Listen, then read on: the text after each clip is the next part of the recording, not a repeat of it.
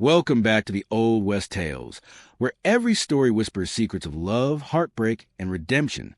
If you're new here, don't forget to subscribe. Drop your location in the comments. I'm curious which part of the world my viewers are from. Sit back and let me take you on a journey that might just melt your heart tonight. Mary Whitaker's voice shook as she held her husband tightly in her arms, his body convulsing. Foam gathered at the corner of his mouth as he struggled to breathe. Her hands trembled. Tears streamed down her face. "Stay with me. Don't leave me, please." Panicking, she jumped to her feet and ran outside, her heart pounding wildly. William Whitaker, her husband's brother, sat under the old cottonwood tree calmly playing checkers. She collapsed on the dusty ground. "Please, come quickly," she cried. "He's dying." He paused, looked up at her, and then he laughed before turning his face away like nothing was happening. Mary's world shattered in that moment. By morning, her husband was dead, and before her tears could even dry, they dressed her again as a bride. She sat on a bed she never wanted, her body weak, her heart empty. "Please," she whispered, her voice breaking. "I'm not ready." But how did Mary survive? Sit back as we dive into this painful story of forced marriage, frontier tradition, and a shocking truth that will leave you speechless. Mary had grown up in a modest wooden house on the edge of a small frontier town in Texas, the second of 4 daughters, raised by a mother who had taught her that a woman's greatest strength was her patience. Mary had believed that for a long time. She was 26 when she married James Whitaker, 29 when she found herself holding his convulsing body in the dark. She was not an angry woman by nature. She was not loud or bold or the kind who stood up and made speeches. But she loved deeply, completely, with the kind of love that does not know how to protect itself. And it was precisely this open, unguarded love that had made her so devastatingly vulnerable to what was coming. James Whitaker had been everything Mary had ever quietly hoped for. He was kind in a way that some men simply are, not because they were taught or trying to impress anyone, but because it was their nature, the way some people are naturally musical or naturally good with numbers. He helped old men carry supplies at the trading post without being asked. He remembered the names of children in the town. He held Mary's hand in public when it was not common to do so, and he said sorry first, always said sorry first, even when he was not entirely wrong. His sudden death felt impossible. Not just painful, impossible, like the sun refusing to rise, like water refusing to be wet. James was the kind of man who was simply supposed to live, and yet he was gone. William Whitaker, James's younger brother by 4 years, was a man who existed in the shadow James left behind.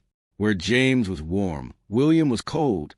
Where James spoke easily, William watched silently. He was not unkind in any obvious way. He had never raised a hand to anyone, never shouted in anger, but there was something about him that made people slightly uncomfortable, the way a saloon feels just before a fight breaks out. He had never married. He had never, as far as anyone in town knew, been in love. He spent his evenings under the cottonwood tree with his checkerboard and a quiet companion whose name no one remembered. He worked at the lumber mill during the day. He came home, ate, and disappeared into his room. When they told him he would marry Mary, he said nothing. Not yes, not no, not a single word of objection or acceptance. He simply looked at the elders for a long moment, then turned and walked back to his room. And everyone took his silence as agreement, because it was easier that way. Margaret Whitaker, the mother, was a woman who had built herself out of tradition, the way some people build barns out of oak, solid, imposing, and resistant to anything new. She had been born into a family that valued custom above all things, had married into a family that valued it even more, and had spent 53 years reinforcing a world in which the rules did not bend. She was not cruel in the way of storybook villains. She did not cackle or scheme openly. She was cruel in a much more ordinary way. She believed completely, without question, that she was right. That made her far more dangerous than someone who knew they were doing wrong. She had decided before James was even buried that Mary would marry William. She announced it the same morning James died to the women gathered in her parlor with the same tone she used when deciding what would be cooked for Sunday supper. "She stays in this family," she said. "William will take her. It's how it's always been done. No one disagreed, not even William. Sarah Collins had been Mary's closest friend since school. 12 years of shared secrets, borrowed dresses, whisper advice, and late-night talks that solved all the world's problems and none of their own. She was louder than Mary, sharper, quicker to anger, and quicker to laugh. She had never liked Margaret Whittaker. She had said so plainly, and often long before any of this happened. When she arrived at the homestead the morning after James's death and found women already preparing Mary for another wedding, she stood in the doorway and stared for a full 10 seconds before speaking. "What," she said very quietly, "is happening here?" No one answered her. They kept working. And Sarah understood with a cold, settling dread that this was going to be a fight she might not be able to win. Not right now, not openly. She would have to be smarter than that. David Miller was a family friend of the Whittakers, had known James since childhood, had shared meals at that table more times than he could count. He was a quiet, careful man who worked as a bookkeeper in town and had a habit of noticing things others missed. Small inconsistencies, numbers that didn't add up, stories that didn't quite fit together. He had been at James's burial. He had watched William stand at the graveside with that unreadable face. And something, he couldn't say what exactly, made him take out his small notebook and write a single question inside it. Why was he not surprised? Sheriff Marcus Hill was a good man in many ways. He was fair, community-minded, and genuinely believed in the structures he upheld.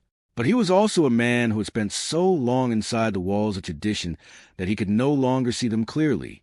He enforced what had always been done, because it had always been done. He did not stop to ask whether always had ever been enough of a reason. He had overseen the rushed ceremony that made Mary Williams' wife.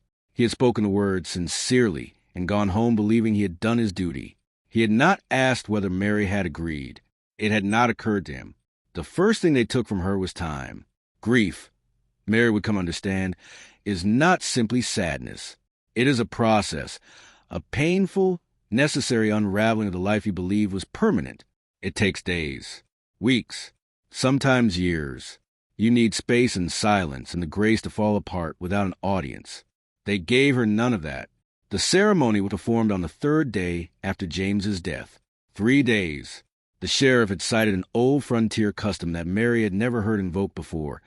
Something about a widow needing to be secured quickly so that her husband's spirit could rest peacefully. Margaret Whittaker had nodded along with solemn authority. The other women had agreed. And so, before the soil on James's grave had fully settled, before the condolence visitors had stopped coming, before Mary had even had the chance to sit quietly and let herself understand that he was actually gone, she was dressed again in bridal fabric and seated before the elders and made someone's wife again. Her family had been called. Her own mother had arrived, a small, frightened woman who sat in the corner of the homestead with her hands twisted in her lap and said nothing except, "Be strong. This is their way. Be strong." Mary had looked at her mother across the room and understood something with a sudden, devastating clarity. No one was coming to save her. Sarah had tried. She had pulled Mary aside the morning of the ceremony, while the women were briefly distracted. "Run," Sarah whispered, her eyes bright with urgency and something close to panic. "Mary, I'm serious. Come with me right now. We leave and we don't come back." Mary had held her friend's hands and shaken her head slowly. "Where would I go?" she asked. "They will find me. They will shame my mother. They will say I ran from my husband's family and disgraced everyone." "Then let them say it," Sarah insisted. "Let them say it." But Mary could not do it. Not yet. Not without understanding what had happened to James first. Because the question that sat at the center of her grief, quiet, cold, and insistent as a stone in water, was not just how her husband had died. It was why, and she could not run from a truth she had not yet found.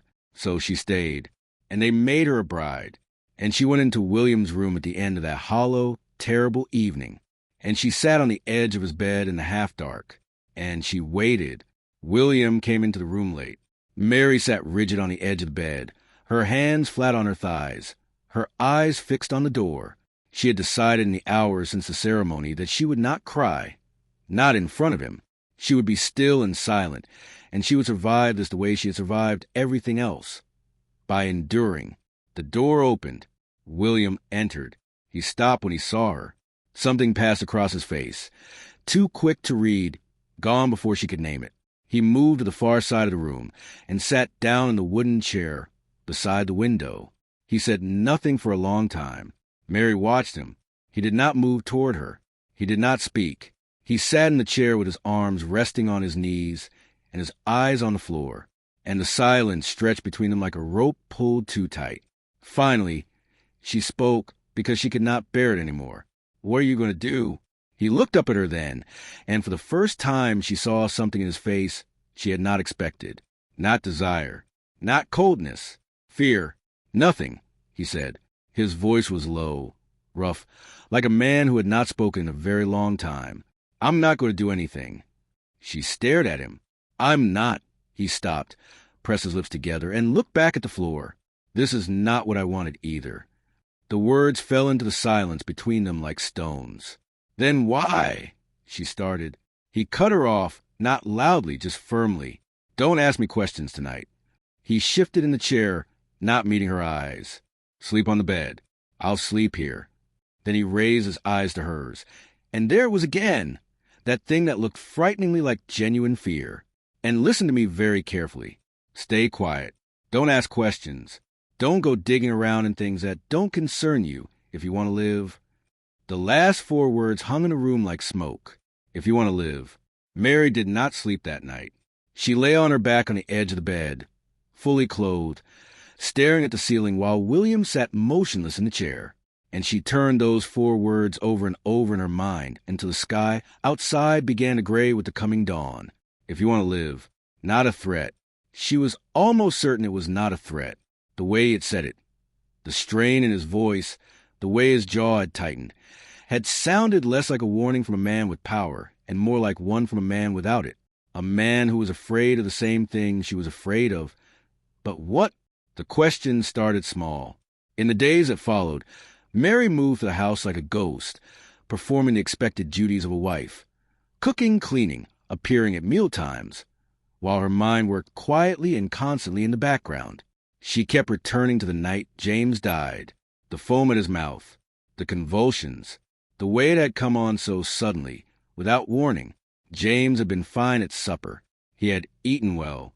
They had talked about small things, the leaking roof, a visit from an old friend planned for next month, whether they should get another hen for the yard. He had laughed at something she said. She could not even remember what it was now, only the laugh, bright, easy, the way his whole face opened when he found something funny. And then, 3 hours later, he was dying on the mattress.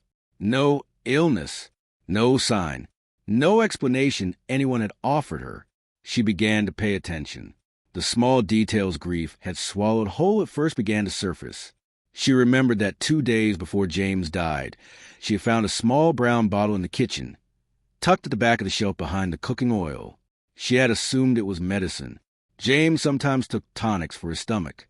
She had not thought about it again. The bottle was gone now. She checked the shelf 3 times. She remembered that the evening James fell ill, William had not been at supper. He had claimed to be at a friend's place. But she had seen his boots at the back door, the ones he always wore when he went out. They had not been dusty. She remembered the sound under the cottonwood tree, that short, quiet laugh he had made. The thought came to her not as a sudden revelation, but as a slow, sickening confirmation of something her body had understood before her mind caught up. He had known James was dying, and he had sat under that tree and played checkers and laughed. She went to Sarah. They met under the guise of Mary visiting the general store, one of the few permissions she was allowed without question. They sat in the back of Sarah's small shop, the curtain drawn, and Mary spoke in a low, controlled voice that did not shake because she could not afford to let it. Sarah listened without interrupting. When Mary finished, she was quiet for a moment. "David Miller has been asking questions," Sarah said carefully, "about the family land, about the inheritance." Mary went still. "James's father left everything in James's name," Sarah continued. "The land, the buildings, the money from the mill shares. All of it, because he was the firstborn." She paused. "If James dies without a child, it goes to William." Mary finished. The air between them turned cold. Unless, Sarah said, James had a wife who stays inside the family. Mary's voice dropped to a whisper, which is why they needed to marry me to William immediately, to keep control of me, to keep the inheritance in their hands. The full shape of it settled over her like darkness. Mary, Sarah said quietly, this is bigger than forced marriage.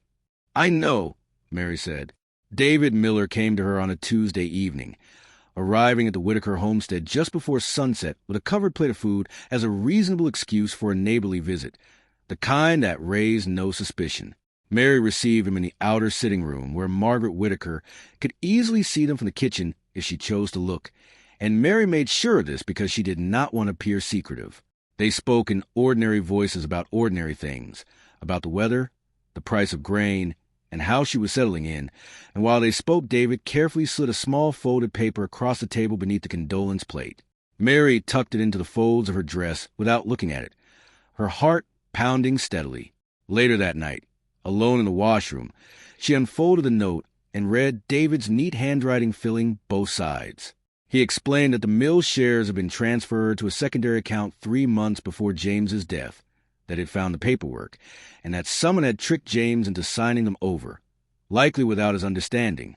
The beneficiary of the transfer, in the event that James died without a direct heir, was the estate controlled by the surviving family, which meant Margaret Whitaker. David had also spoken to the chemist on the far end of town, who confirmed that a man matching William's description had purchased a strong sedative compound 6 weeks earlier, the kind used for livestock but deadly in large doses to a human, causing exactly the symptoms Mary had described. He ended the note with an apology and a warning, urging her not to react, not to change her behavior, and to meet him and Sarah at the shop on Thursday, alone. Mary stood there for a long time after reading the note. Then she refolded it carefully, burned it over the flame of a kerosene lamp until nothing remained, washed her face with cold water, and looked at herself in the cracked mirror. Ethan was murdered, she thought, and though the name had changed in her world, the truth struck just as hard. Somewhere deep inside she had already known, but now she had proof, or at least the beginning of it. When she returned to the room, William was already seated in his chair, as he had been every night since their forced marriage, never once attempting to touch her, always keeping that strange, guarded distance. She lay down but did not close her eyes, and after a long silence she spoke into the darkness, asking him directly if he bought anything from the chemist weeks before James died. The silence that followed was heavy and telling, not the silence of ignorance but of recognition. Finally, he told her to go to sleep, his voice thick, but she replied that she could not, and though he said nothing further, his breathing betrayed him, uneven and restless. While Mary moved carefully within the homestead, measuring her actions and her words, Sarah moved quickly in the outside world, speaking to people, visiting the clinic, and casually questioning the health worker who had attended James that night, dropping subtle hints to influential women in town who had a taste for truth, and quietly building a network of suspicion. She kept detailed notes hidden beneath a loose floorboard in her shop, recording names, dates, and conversations, constructing a case piece by piece without formal training, but with determination and precision. David, meanwhile, continued his own investigation, filling his small notebook with findings gathered through careful questioning and favors from contacts at the land office and financial offices. He discovered that the mill shares had been manipulated in a way that removed James's true control while keeping his name as a cover, and he identified a discrepancy in the signature dates that suggested forgery. He also uncovered that a parcel of land had been flagged for transfer just 2 weeks before James's death, initiated by an agent acting for the Whitaker estate, indicating that Margaret had been planning long before her son ever fell ill. The chemist's testimony, though informal, was damning, and David began to understand that this was not simply a family matter but a calculated crime. That same night, after Mary confronted him, William did not sleep. He remained in his chair by the window, staring into the darkness as the hours passed, turning the same thoughts over and over in his mind. He had not purchased a compound, he told himself, and he had not killed his brother, but he had known. Weeks before James died, he had found the bottle hidden in the kitchen and recognized it from his past experience with a friend who worked with veterinary supplies. He had understood immediately that it was dangerous and that someone had placed it there intentionally. Instead of warning James, he had gone to his mother, confronting her quietly, showing her the bottle and asking what it was for. Margaret had looked at him with calm, unyielding eyes and told him to put it back and remain silent, threatening to accuse him instead, claiming she had papers to prove it, whether those papers were real or fabricated. William had been too afraid to challenge her. He had obeyed. And when James began to die, William had sat outside beneath the cottonwood tree, frozen in fear, hearing the struggle inside the house, unable to act. His laugh that night had not been amusement, but a breaking point, the sound of a man overwhelmed by helplessness and terror. Now, trapped in the consequences of his silence and forced into a marriage he never wanted, he watched as Mary drew closer to the truth, and part of him wanted her to find it, even if it meant destroying what little remained of his life.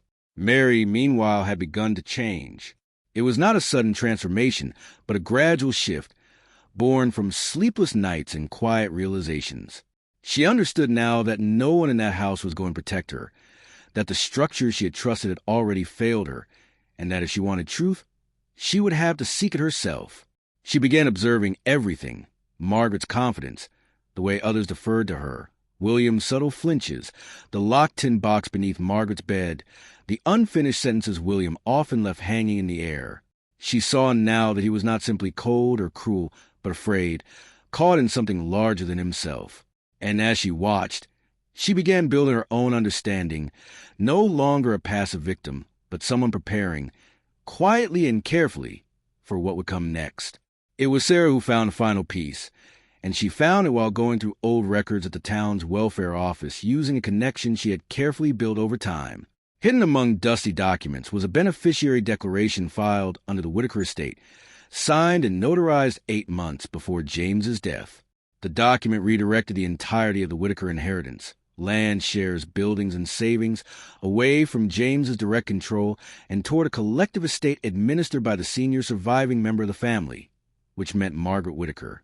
At first glance, it appeared legitimate, bearing James's signature, but when Sarah examined it closely, she noticed the same inconsistency David had found in earlier papers, a digit in the date slightly altered, written over in different ink. It was subtle but unmistakable. James had not signed this willingly, or perhaps had not signed it at all. Without wasting time, Sarah went straight to the Whitaker homestead that afternoon. She did not send word ahead, or ask permission. When the woman at the gate tried to question her, Sarah brushed past a firm excuse and went directly to the kitchen where Mary was working. Without speaking much, she pressed the document into Mary's hands. Mary read it once, then again, her face steady but her eyes sharpening with something new, certainty. She folded the paper, held it close, and calmly told Sarah to bring David that evening. There was no panic in her voice now, no hesitation. Something inside her had fully awakened. That evening, after supper, when the house had settled and Margaret had withdrawn to her room, Mary went to William. She did not approach him with fear this time, nor with quiet uncertainty, but with purpose. She sat across from him and placed a folded document on the table between them. He looked at it without asking what it was, as if he already understood the kind of truth it contained. Mary spoke first, her voice calm and direct, telling him that he had known. It was not an accusation, but a statement. William closed his eyes before answering, admitting that he had not known from the beginning, but had discovered the truth weeks before James died when he found the bottle. Mary told him she already knew about the bottle and asked what he had done. Slowly, painfully, he told her everything: the confrontation with his mother, her threat, his fear, his silence, and the night James died. He did not try to excuse himself. He did not soften the truth. When he finished, the room was heavy with what had been said. Mary looked at him for a long moment and told him plainly that he had let her husband die. He did not deny it. He accepted it with a quiet, broken admission. When she said that he had married her to help his mother keep control of the inheritance, he responded that he had married her because he was told to, because he had been a coward for so long he no longer knew how to be anything else. His apology came without expectation, and Mary acknowledged it without accepting it. It did not change anything. But she needed to know one thing more, and so she asked him whether he would help her now or remain the coward he had been. William looked at her then, truly looked at her, and something in him shifted. For the first time, He seemed resolved. He asked her what she needed him to do. They went to Margaret together that same night. There was no careful planning this time, no slow build-up. Only direct confrontation. Sarah and David were already waiting outside the gate, and Sheriff Marcus Hale had been called under the pretense of mediating a family matter. When everyone gathered in the main sitting room, Margaret sat in her usual chair, composed and watchful, her authority filling the space. Mary placed the documents on the table in front of her. Sarah's discovery, David's notes, the evidence collected piece by piece. Then she spoke, calmly but firmly, saying she wanted to talk about James. The room fell silent.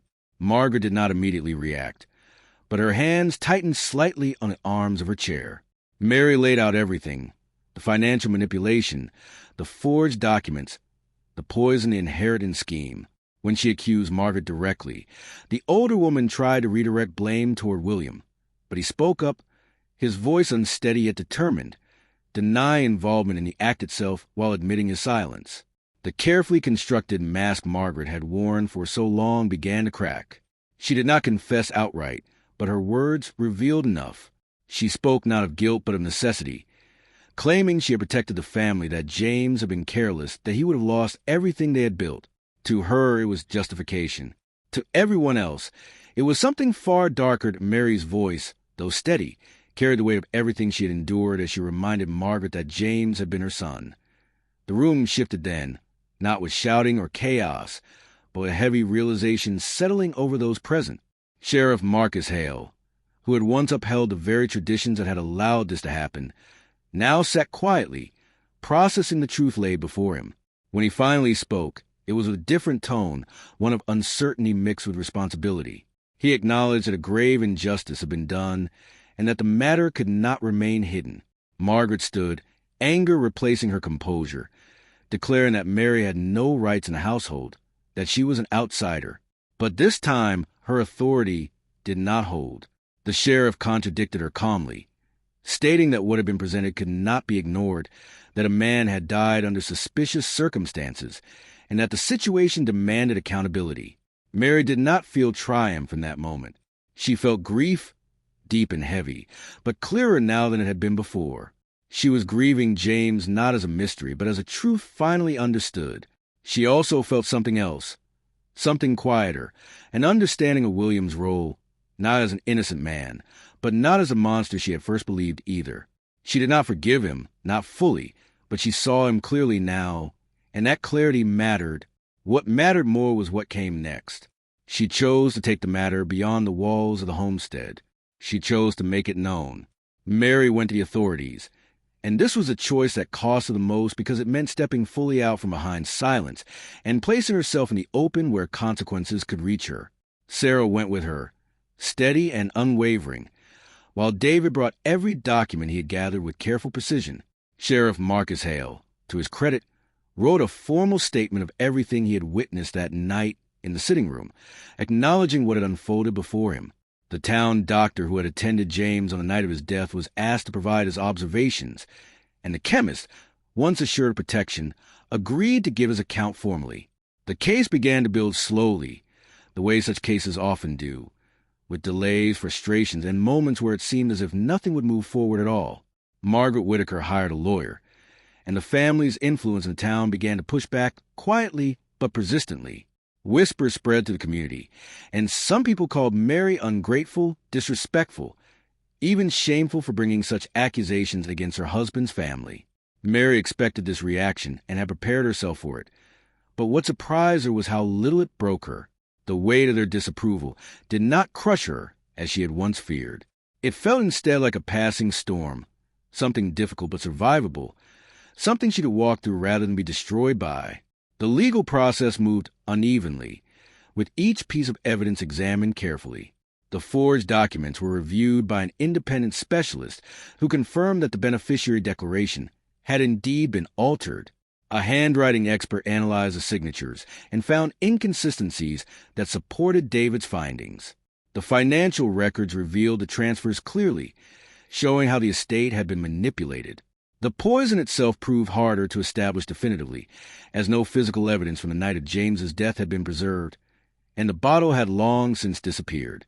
Margaret's lawyer seized upon these gaps, challenging every weakness in the case. For a time, it seemed as though the truth might remain incomplete, but what ultimately changed everything was William. He stepped forward and gave a full and honest statement, describing the bottle, his confrontation with his mother, her threats, his fear, and his silence. He did not attempt to excuse himself or lessen his responsibility. He admitted what he had failed to do, and in doing so, he filled in the missing pieces that no document could prove. That decision cost William everything. He lost his place within the family, his standing in the town, and any claim to the land or property that had once defined his life. The Whitaker estate became tied up in legal disputes, and he walked away with nothing. He moved into a small rented room on the edge of town and returned to work at the mill, living quietly and carrying the weight of his actions openly now instead of hiding from them. When Mary saw him one final time, there was no anger left in her voice, only a quiet acknowledgement of what had been done and what could never be undone. He told her that telling the truth had made everything harder, but also lighter, and she understood what he meant, even if she could not fully forgive him. Margaret Whitaker's downfall came swiftly in the social sense. Even before the legal proceedings reached their conclusion, the town that had once respected and followed her began to turn away. Sheriff Marcus Hale, deeply affected by what had been revealed, took steps to distance himself from the old customs he had once enforced without question. The women who had once supported Margaret withdrew, and the allies who had upheld her authority fell silent. She remained on the homestead, but it no longer felt like a place of power. It was simply a house, and she was a woman left alone with the consequences of her choices. She never apologized. Mary did not expect her to. The dissolution of Mary's forced marriage to William was, in the end, the simplest part of the entire process. With the sheriff's support and the evidence presented, the union was formally undone within weeks. William did not contest it. When it was finished, Mary walked out of the Whitaker homestead one Thursday morning with nothing but her belongings and her dignity. Sarah waited for her at the gate with a wagon and a warm smile, bringing food and the kind of quiet support that had never failed her. Mary paused for a moment before leaving, looking back at the house, the cottonwood tree, the place where everything had unraveled. Then she turned away without hesitation. She settled in a small house on the other side of town, not far away, because she was not running anymore. She was not a woman in hiding, but a woman who had reclaimed her life. The house was simple and quiet, and for the first time in a long time, it belonged entirely to her. She planted a small garden, tomatoes and peppers, and even a young sapling she hoped would one day grow strong. She found work at a women's sewing cooperative, learning quickly and keeping her hands busy enough to quiet her thoughts during the hardest hours. The women there did not pry into her past, and she was grateful for that. She did not seek love again right away, understanding that healing would take time, and she allowed herself that time without guilt. She visited her mother often, and over time, her mother found the courage to speak openly about what had happened, expressing regret for her silence and pride in Mary's strength. Mary spent her evenings reading, talking with Sarah, and slowly rebuilding a life that had once been taken from her. She thought of James often, not with confusion or unanswered questions anymore, but with clarity. She remembered his laughter, the small moments they had shared, the ordinary joys that had once filled their days. One evening, months later, she finally remembered the exact thing he had laughed at on their last night together. Something simple about a hen wandering into the kitchen, and she smiled through quiet tears, holding that memory not as a source of pain, but as something gentle and real. Mary moved forward, carrying both grief and strength with her. She understood now that tradition itself was not the enemy, but the blind acceptance of it could be. The danger lay in allowing people to hide behind customs to justify actions that were wrong. She had not set out to challenge anything beyond her own survival, but in seeking truth, she had uncovered something larger. Courage, she learned, was not about being fearless, but about choosing to act despite fear, about deciding that truth mattered more than silence. The chains that had once held her had been made of expectation, pressure, fear, and the weight of community judgment. They were not small chains, and breaking them had not been easy. But she had broken them. Not perfectly, not without scars, but fully enough to reclaim herself. She had not escaped unhurt, but she had not been destroyed either. She stood now as her own person, shaped by what she had endured but not defined by it. And that was a true ending of her story. Not the downfall of Margaret Whittaker, not the legal consequences, not even her freedom, but the moment she walked away from the gate, choosing her own path for the first time without looking back. Evil may hide, but truth has a way of rising. Tradition should never silence justice. And even the strongest chains can be broken by courage. I love all of you, my wonderful audience of Wild West Tales. Tell me how this story made you feel. Leave a comment below. Type 1 if you love this story. And do not forget to subscribe to the channel for more epic tales from the wild.